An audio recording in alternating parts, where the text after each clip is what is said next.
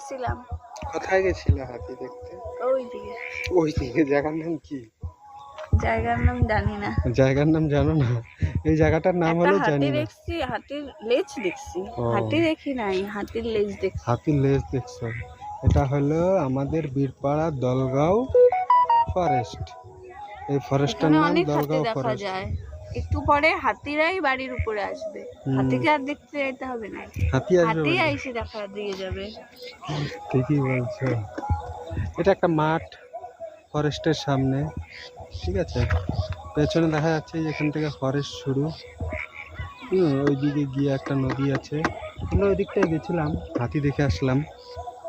এই তো মাঠটাতে সবাই এসে প্রেম করে। হ্যাঁ, প্রেমের জায়গা। এটা প্রেমের জায়গা। আমরা প্রেম করতে আসিনি, আমরা হাতি দেখতে আসছি।